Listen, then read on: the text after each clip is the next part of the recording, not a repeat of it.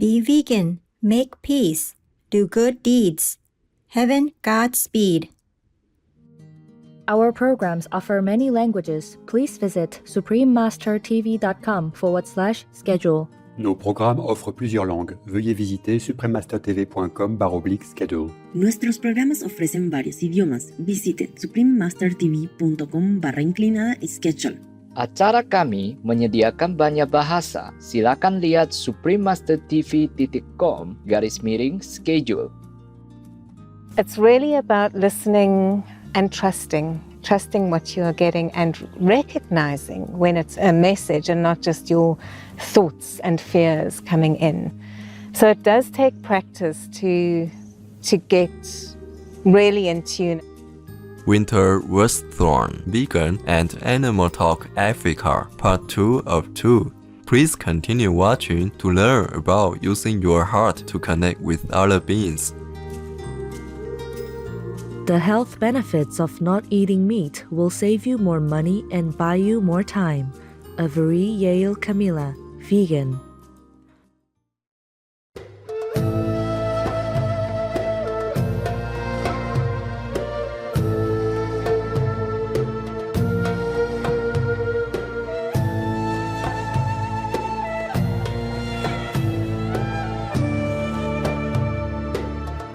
Ahlan wa sahlan. That is one way to say welcome in modern standard Arabic. Vibrant viewers, I am Masad, your vegan host from the Desert Hedgehog Kingdom. Multi-ethnic Mauritania prays that each day brings you a new fragrance of Allah's love.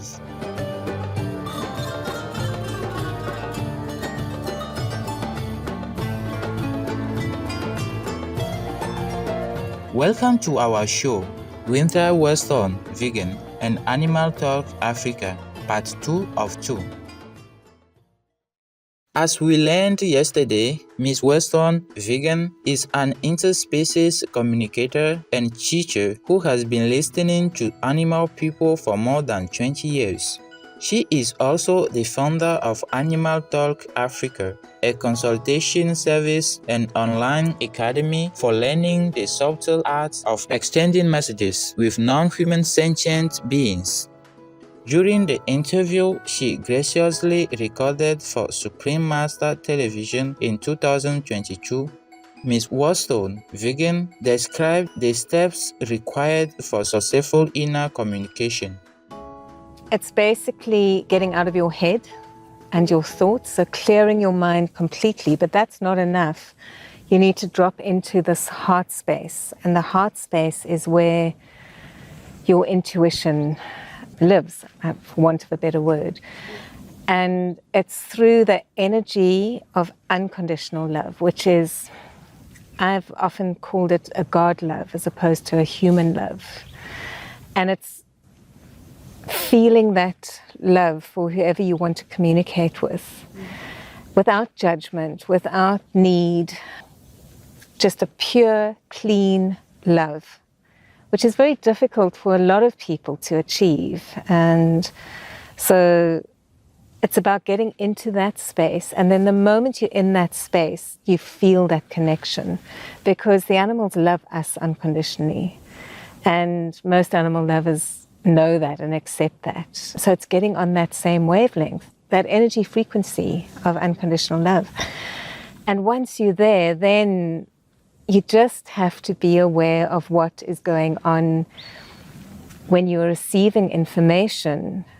It's pictures, it's feelings, it's sounds, but all intuitive. So mental images, quantum holograms, clairvoyance and clairguscience, which is smells and tastes, clairaudience. These are all psychic terms, but it's really just a way of describing how the message comes through to you intuitively. And it's really about listening and trusting what you are getting and recognizing when it's a message and not just your thoughts and fears coming in. So it does take practice to get really in tune, and for most people it takes a lot of practice. For some people they just get it. Yeah. But we all have the ability to do this. It's our birthright. We are born able to communicate with all beings. Miss Worsthorne, vegan, has often been surprised by the depth of understanding in the animal people she has conversed with, and those experiences have elicited her deep respect. One of the things they taught me is that they know everything that is going on in their environment and in the family. I'm just thinking about a story with a horse that stopped eating, and his person was very worried about him, and he would eat the apples and carrots that she gave him, but he wouldn't eat the food that was brought in. And he just showed me that the human was worried about money. I just got this sense of absolute fear of things running out and not being enough money. So I relayed this to his person, and she was astounded because she said, oh, you know, when they delivered the food, the big expensive lucerne bales or whatever it was, she said to him, now you need to make this last the whole winter because I can't afford to buy any more. So he just didn't eat it. But the apples and the carrots she got free from the farmer. So you have to be very careful with what you say to your animal friends, no matter who they are, you know, whether it's a horse, whether it's a pet rat or a wild lion, you have to, your intention and your worries affect them and affect their lives. And whatever kind of connection you have with the animals in your life, know that they take you seriously and they will listen.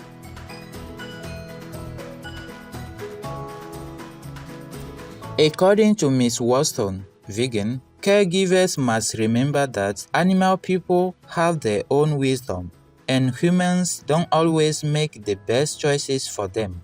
You know, animals have their own free will, and just because you can communicate something to them doesn't mean they're going to actually act on it if they have a different need to your need. They know better what's good for them than we do. We kind of try and orchestrate things from a human perspective, whereas they can, especially with wild animals, and you know, some of the most beautiful things that I've seen is when humans try and plan something with, you know, especially with the Lion Project, when you're introducing new lions and you've got a certain way, that the scientific way that does it, and then the lions say, no, this is not working, and then they break out of the boma or the enclosure and they do it their own way, and it actually works that much better.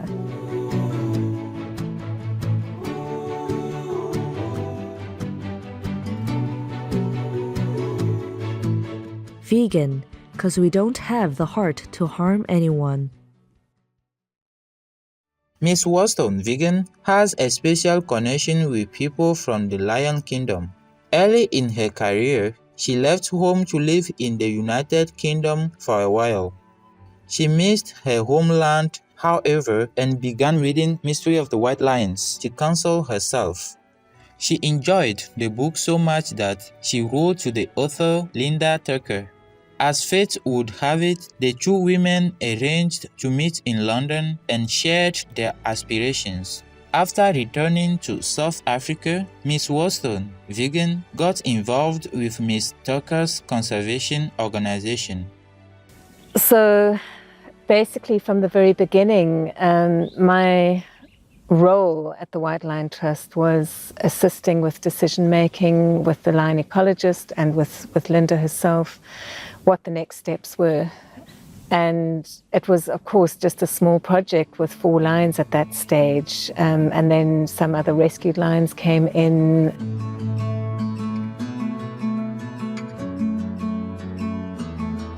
Miss Worsthorne, vegan, also facilitated the forthcoming documentary To Elephant Eyes. The director, Rachel Dunn, was inspired by an inner revelation that an elephant person somewhere had an important message for her. She understood it meant making a film, but she had to find this gentle giant first. So she asked Miss Worsthorne, vegan, for her assistance. I just went into my heart space and I said, if there's any elephant that needs our help that we can have access to, that we can help with this movie, let me know. And I kept on getting this name, Majaji. Majaji. Majaji is the name of the rain queen in South Africa. Anyway, and Rachel came to me and said, what are we going to, I said, just search for elephant Majaji. And we found her. And we found her up in Limpopo province, which is the other side of South Africa. So off we trekked to me. And yes, the guy that owned the tourism business said, yes, come and see my elephants. They're so clever. We'd love to have you here. So we went and we communicated. We filmed our journey. We filmed Majaji's message. Another facet of communication with non-human species is paying attention to their actions.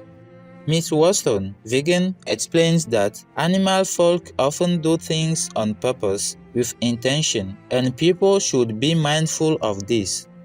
I'm just thinking of a video that was shared recently where a whale was dying, came into the harbor of one European city, I don't know where it was, and they dragged it out to sea, and eventually I think they euthanized it or it died, and they opened this whale up and he was so full of plastic, whole plastic bags, and they've made a whole video on it, and that has really touched people's hearts to show what we are doing. So, that whale could have washed up on some empty beach somewhere and died. We need to assist. We need to assist, and the authorities are stuck in the dark ages where, let nature take its course, but nature is not nature anymore in so many ways because we have destroyed so much of it. It's interesting because out of tragedy, we hope that change and transformation will come about. Near the end of the interview, Ms. Worsthorne, vegan, expressed her longing for planetary renewal. My vision for the world is a place where we can live in harmony and peace with Mother Nature in all her beautiful forms, whether it's our animal friends, our tree friends, plants, insects, everything that is part of us and we are part of them. We need to live in harmony, and I can see it. It is possible, and that is my vision, that everyone wakes up and listens and that we start working towards that.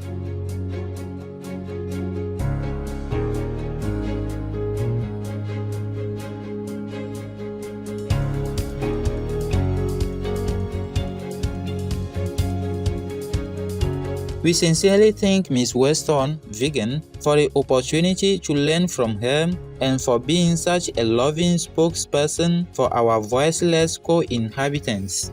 May the sun continue to smile on her as she walks in the light of faith. For more information about Ms. Worsthorne, vegan, and Animaltalk Africa, please visit animaltalkafrica.co.za. Vegan, see you in heaven. Dynamic viewers, it was delightful being with you today. Thank you for joining us. Coming up next is Go in the Direction of Peace and Be Grateful to Have a Better Life, Part 5 of 5 on Between Master and Disciples, right after noteworthy news. May divine love permeate your thoughts, words, and actions.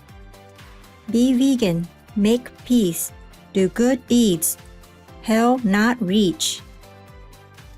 Our programs offer many languages. Please visit suprememastertv.com/schedule and suprememastertv.com/AW.